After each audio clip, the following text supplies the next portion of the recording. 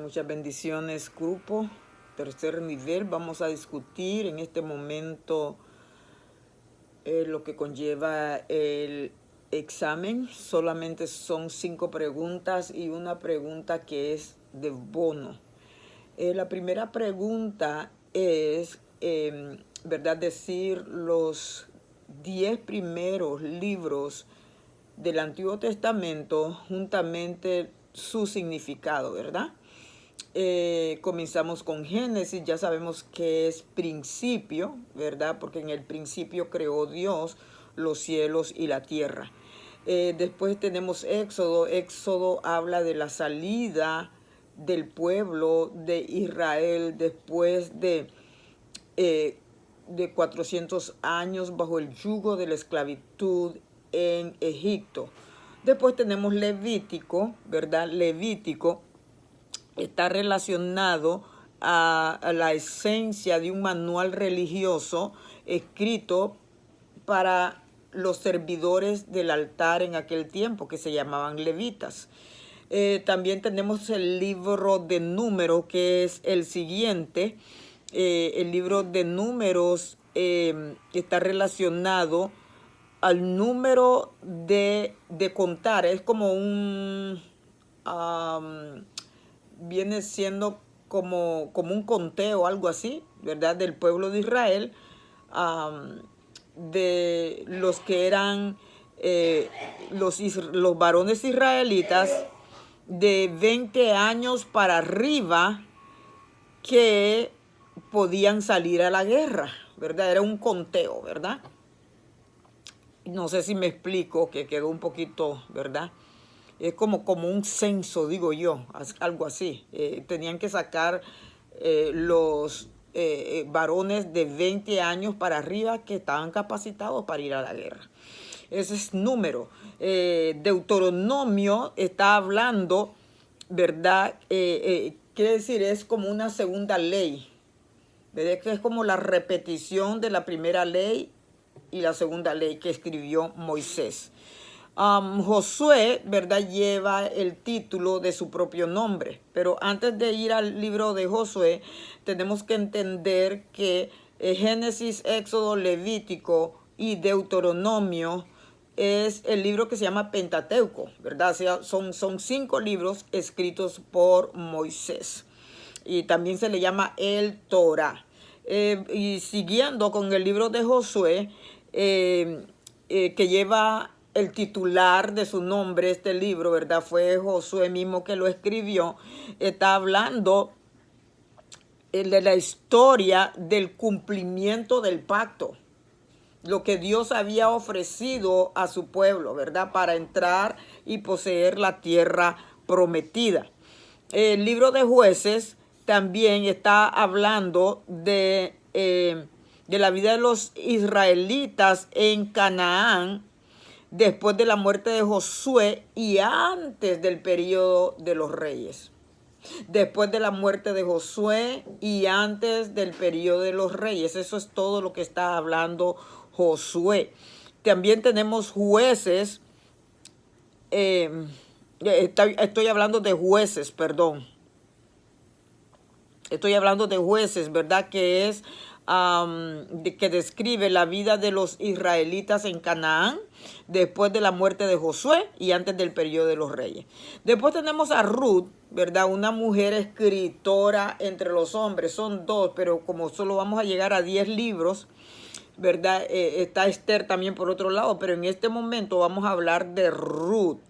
Este libro tiene las características de esperanza y optimismo.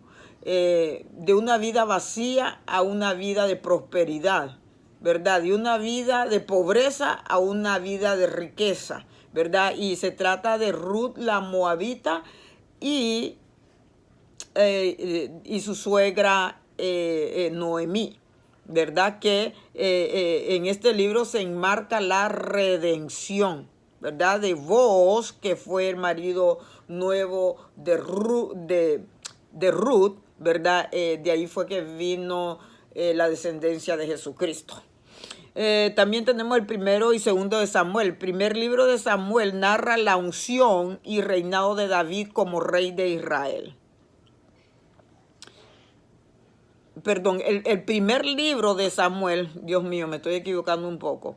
El primer libro de Samuel, el verso clave es 1 de Samuel 8, del 6 al 7. Ahí registra la historia de Israel en la tierra de Canaán durante la transición de gobernadores y los jueces, ¿verdad? Para convertir a Israel en una ciudad, una nación unificada bajo el gobierno de los reyes. Eso es lo que habla el primer libro de Samuel. Está hablando de que el pueblo ya no quería más jueces, que él quería reyes como todas las demás naciones tenían reyes, ¿verdad? Ahí fue donde Dios le dejó que les reinara el rey, ¿cómo se llama? El rey. Eso está en 1 Samuel, capítulo 8, verso 6 al verso 7, el rey Saúl, ¿verdad? Y el segundo libro de Samuel es donde narra la unción y el reinado de David como rey de Israel, ¿verdad? La segunda pregunta de ese examen está hablando de que usted diga 3 maneras de cómo puede hablar del amor de Dios al inconverso.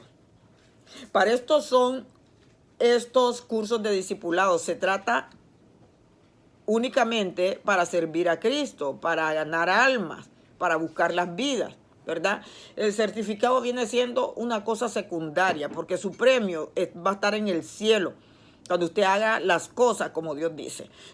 Imagínese usted 3 maneras de las que hemos hablado de cómo hablar el amor de Dios a un inconverso. ¿Cómo le puede hablar? Con amor. No con el amor propio, con el amor de Cristo derramado en nuestros corazones. Hay que hablarle con consideración. ¿Por qué? Yo he sido una pecadora y todavía no estoy completa.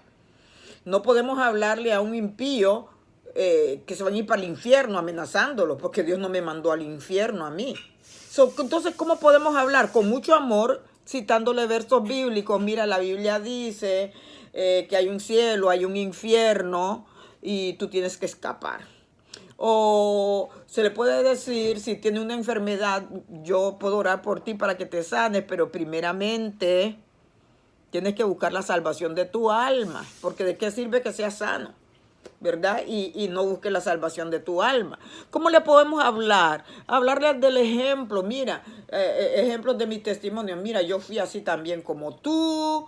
Yo también hice esto y esto y esto, para que la persona se sienta que no solamente él es un gran pecador, que uno también, y que Dios tuvo misericordia de nosotros.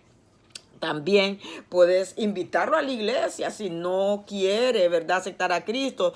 Le puedes decir claramente, mira, tú no sabes del mañana, la muerte anda rodeando. No tiene que enojarse usted, no tiene que insultar a nadie. Solamente la verdad es simple para que las personas se vuelvan a Dios, ¿verdad? Le puede hablar de esa manera y también le puede invitar a su congregación, porque si Dios tiene misericordia, ¿verdad?, su pastor quizás le puede hablar o líderes de la iglesia.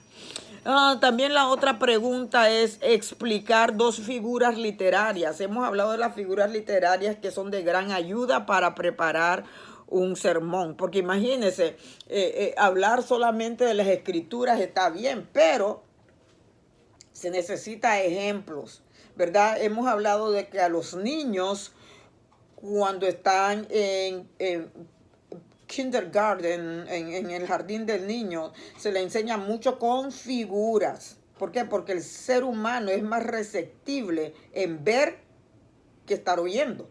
Por ejemplo, se le pone una manzana y se dice, esta es una manzana, manzana, M. Y lo mismo la pera, una P, ¿verdad? Y así sucesivamente se le va poniendo las figuras y el niño va aprendiendo, ¿verdad?, qué es esa fruta, qué es ese artículo, si es un vaso, si es un plato, si es un barco y cosas así. El ser humano es así. Por eso el Señor siempre habló por parábolas. ¿Qué son parábolas? ¿Verdad? Son figuras literarias que representan una historia que te lleva a una realidad, ¿verdad? Para que se te haga más fácil. En Mateo capítulo 13, Cristo habló de las parábolas, habló de las cuatro tipos de terrenos donde caen, ¿verdad? Las semillas. Esa es una parábola, ¿verdad? Usted sabe que una parte cayó en pedregales, otra parte cayó en el camino, otra parte cayó entre espinos, otra parte cayó en buena tierra. Entonces ya después el Señor ahí mismo en Mateo 13 le explica a los discípulos qué significa lo que cayeron en el camino, qué significa lo que cayeron entre los espinos, qué significa lo que cayeron entre pedregales, qué significa lo que cayó en buena tierra, ¿verdad? Entonces, una parábola te lleva a una verdad, a una realidad, una comparación de la cual uno no puede tener excusa. ¡Wow! No entendí eso porque Cristo lo explica bien, ¿verdad? También otra figura literaria es una hipérbole. Una hipérbole es como una historia exagerada, ¿verdad? Y en la Biblia encontramos muchas hipérboles, como por ejemplo en Deuteronomio capítulo 9, verso 1, está hablando de una ciudad amurallada hasta el cielo, ¿verdad? Eso es una exageración porque no hay murallas que lleguen al cielo, ni la Torre de Babel. El escritor, cuando habla de hipérboles, está exagerando una historia para atraer la atención del oyente, ¿verdad? Para que se abra la imaginación, ¿verdad? No es para que crea que eso es así, sino que es una realidad en la cual se tiene que, el predicador está tratando de enfatizar algo que es bien importante que se entienda, ¿verdad? Esos son hipérboles. Ya hablamos de las parábolas como figuras literarias, las hipérboles. También están las alegorías en la Biblia, San Juan 16, 25, 33, ¿verdad? Las alegorías también te encaminan a la verdad. Y si usted lee San Juan 16, 25 al 33, va a ver cómo Cristo hablaba con sus discípulos en alegorías, ¿verdad? Alegorías muchas veces deja a otras personas que no tienen conocimiento como en la duda. ¿Qué estará hablando este? Pero tú que eres cristiano, si lo entiendes. Muchas veces las alegorías encubren la verdad de otra gente que no tiene conocimiento, ¿verdad? Punto número 4 de las preguntas que vienen en el examen. Hay que explicar dos maneras diferentes. Hay que explicar dos maneras diferentes para renovarse espiritualmente. Conforme Romanos capítulo 12, verso 2, ¿verdad? El cristiano trabaja bastante. Trabaja en las misiones, trabaja en la iglesia, trabaja en la comunidad, trabaja con la familia, trabaja en su trabajo personal, que para traer el dinero a la casa, pues tiene muchas cosas que hacer, ¿verdad? Y muchas veces en todos esos trabajos uno se va liqueando la energía. Muchas veces el cristiano piensa que todavía tiene energía porque hace cosas, hace esto, pero hace tiempo se gastó la batería, ¿verdad? Usted sabe que para que el celular sea lleno nuevamente hay que conectarlo, porque ya sin energía no va ni para arriba ni para abajo. Es exactamente la vida del cristiano. El cristiano tiene que renovarse, tiene que hacer un alto, tiene que reposar y coger nueva energía. Se tiene que enchuflar con Dios, porque de ahí es que viene la energía, ¿verdad? Del cielo. Entonces, en el examen queremos saber dos maneras cómo usted se puede renovar después que hace tantas cosas. No sigue sacándose fuerza porque muchos están colapsando hasta en el altar porque están abusando de su propio cuerpo, ¿verdad? Dos maneras de renovarse. Meditar en la palabra. Tiene que hacer un alto y se pone a meditar en la palabra, a hablar con el Espíritu Santo, a hablar con Jesucristo, Sálgase del mundo, deje el celular, deje todo. Yo lo hago casi todos los días. Antes de leer, yo me renuevo. Yo sé que Dios ya me dio fuerzas durante la noche, ¿verdad? Porque esa es otra cosa, porque los ministros pasan bien cansados porque casi no duermen. Y todo el tiempo es para Dios, eso no es así, ¿verdad? Hay que descansar. El cuerpo es templo del Espíritu Santo de Dios y necesita renovación. Hay que meditar en la palabra, hay que leer un verso, hay que quedarse allí un buen rato. Hay que pensar, hay que hablar con el Espíritu de Dios, que nos explique, que nos enseñe qué significa ese verso. Coger un buen tiempo. Quiere decir, tiene que ser un tiempo, no es de cantidad, es de calidad. Y un tiempo de calidad te puede llevar hasta 2 horas. Yo lo digo por mi propia experiencia, no soy la grande que sé, que nada, no. Me gusta tomar tiempo, que Dios me explique y me enseñe las cosas y eso trae descanso, trae paz a mi alma, ¿verdad? Meditar en la palabra es una de las maneras, ¿verdad? Para renovarse. También puede hacer un retiro, puede tomar un viaje, y irse a una cabaña, irse al monte, irse a caminar en una playa o a caminar cerca de un río, siempre hablando con Dios, meditando, ¿verdad? En las grandezas del Señor. ¿Qué más podemos hacer para meditar? Métase en una ducha allí si tiene una pila de esas grandes, ¿verdad?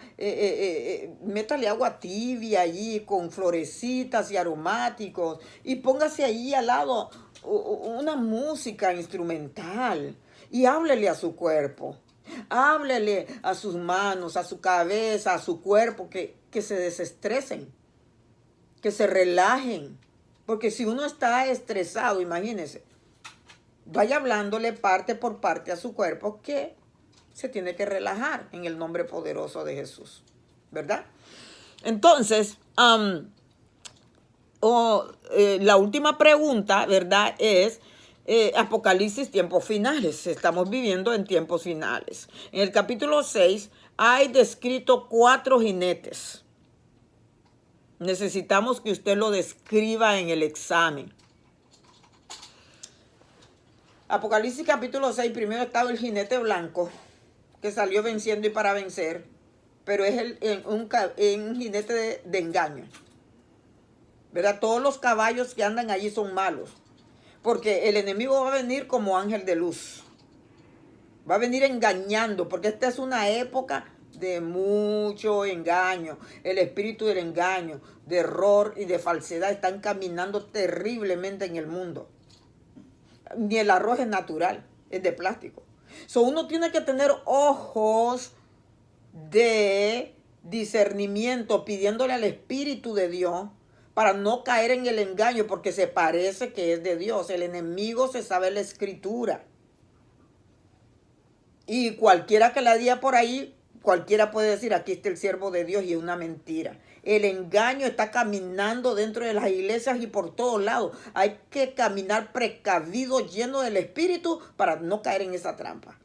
El primer caballo es el engaño, ¿verdad? El enemigo se viste como un ángel de luz. Si no hay discernimiento espiritual, se cae en la trampa. Evite eso, evitémoslos pues, esas cosas. Ese es el primer caballo. El segundo caballo que va galopeando es el caballo rojizo, bermejo se llama, ¿verdad? Ese caballo significa sangre, derramamiento de sangre en la tierra.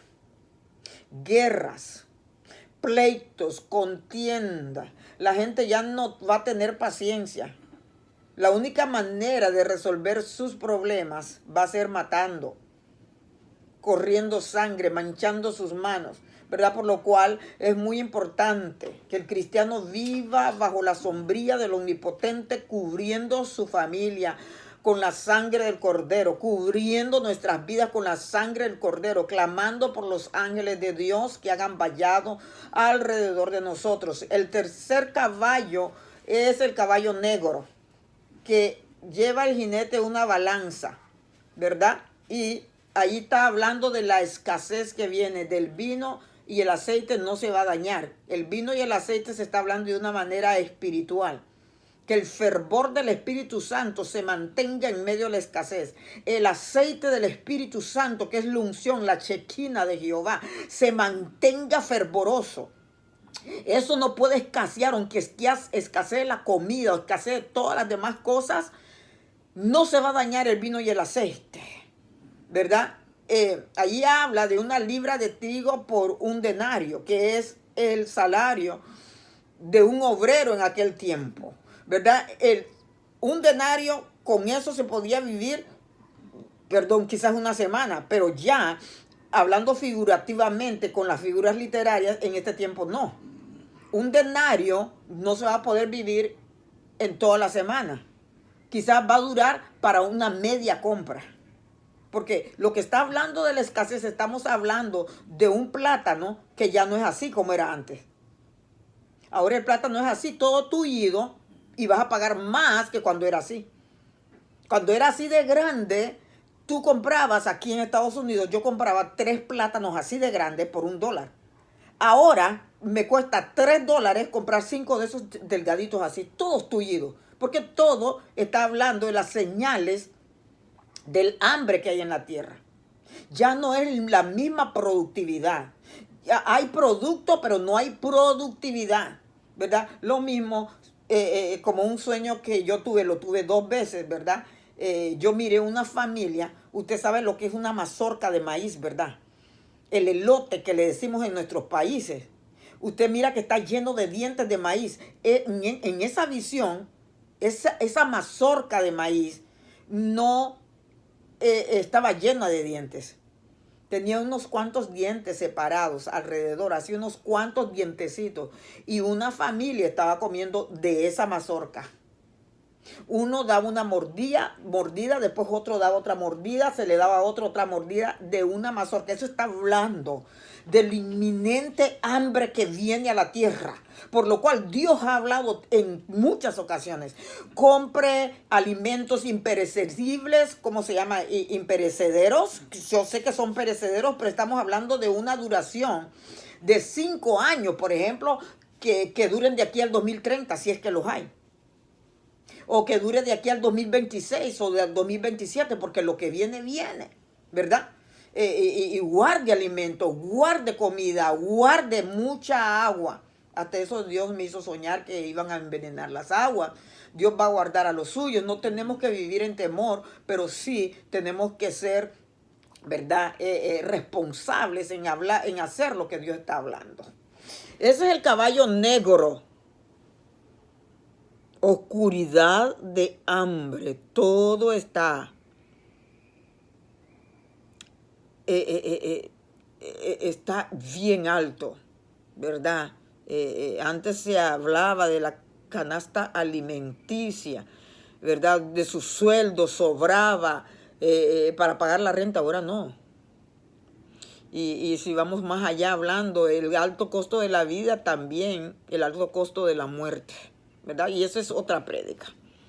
Ese es el caballo negro. Ahora vamos a hablar del caballo amarillo, ¿verdad? El caballo amarillo conlleva la muerte, conlleva las enfermedades, todas las pestes que estamos viendo. Dios me ha enseñado más pestes que van a venir en este tiempo de apocalipsis.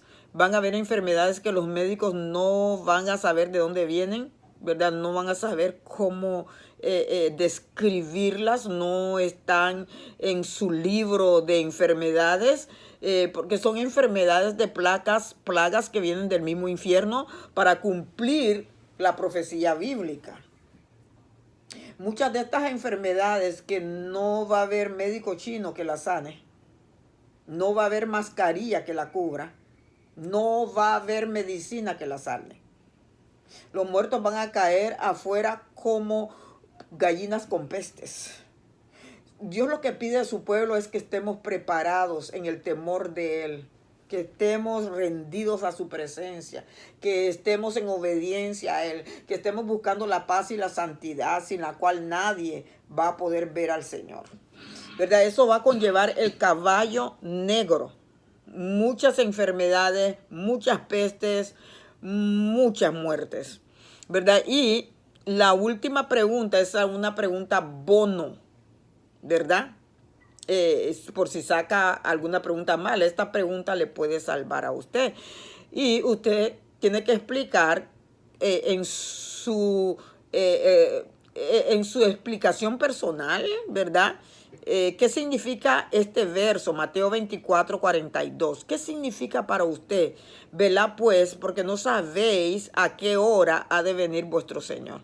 Eso ya queda en sus manos, que usted lo explique. Yo no lo voy a explicar porque, imagínense, yo ya sé lo que significa, pero yo necesito saber en su aspecto. ¿Sabe por qué? Porque hay mucha gente que está durmiendo. Mucha gente piensa que esto va para lejos. Esto no va para lejos, señores. Esto, no sé, puede ser hoy. Puede ser mañana. Dios está resumiendo todo. Hay muchas cosas que Dios las iba a hacer más allá y Dios las está trayendo y las está juntando. Porque un día es como 1000 años delante de la presencia del Señor. Y si entramos en esa ecuación divina, vamos a buscar el resultado de lo que es un día y 1000 años. Es decir, lo que Dios iba a hacer en 100 años, lo va a hacer en cuestión de segundos. Todo va a ser, dice la Biblia, que va a ser más rápido. Los días están acortados, dice en Mateo capítulo 24. Así es que, ¿qué significa para ustedes ese verso? Velad pues, porque no sabéis a qué hora ha de venir el Señor. Dios me los bendiga.